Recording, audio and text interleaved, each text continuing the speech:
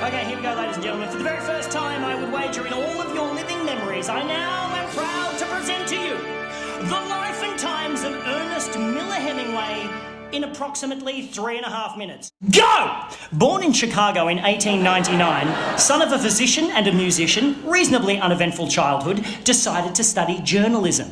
Enlisted with the Red Cross during World War I, got blown up in Milan and spent 6 months in hospital with severe shrapnel wounds in both legs. Fell in love with a nurse, they decided to get married. He came home to prepare, she stayed there and ditched him for an Italian soldier, which initiated a lifelong pattern of him rejecting women before they had a chance to reject him. Take note, Maddie.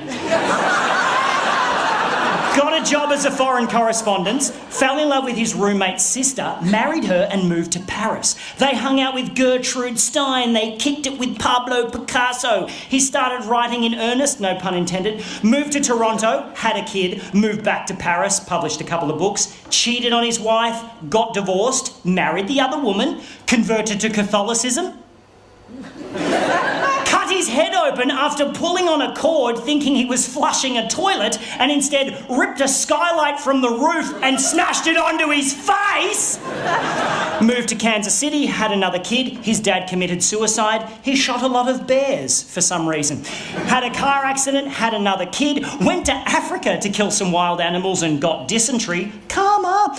Published another book, moved to Cuba, shot himself in the leg whilst aiming at a shark.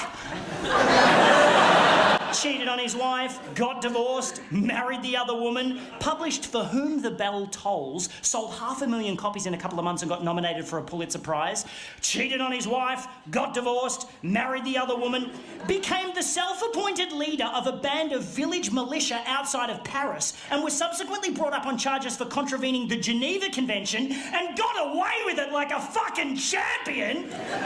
Got pneumonia, moved back to Cuba and spent most of his spare time on his boat tracking Nazi U-boats with a machine gun and a pile of hand grenades. I am not making this shit up!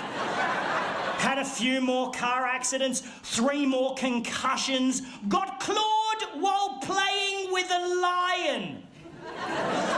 Got depressed, drank, got fat, published a couple more books, went back to Africa to shoot some more wild animals and barely survived 2 separate plane crashes in the space of 24 hours, winding up with a fractured skull, internal bleeding, cracked spine, ruptured liver, first-degree burns and a paralysed sphincter muscle. Come on!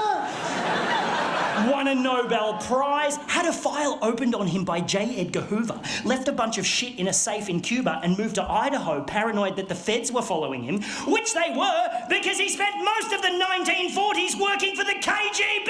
Again, not making this shit up. Suffered from hepatitis, nephritis, hypertension, hemochromatosis, anemia and impotence. Karma. Got committed, received way too much electroconvulsive therapy and came out all fucked up, started hinting at suicide, so immediately got recommitted, received another couple of months worth of electroconvulsive therapy, got released, put both barrels of his favourite 12-gauge shotgun into his mouth and blew his fucking head off. What a guy!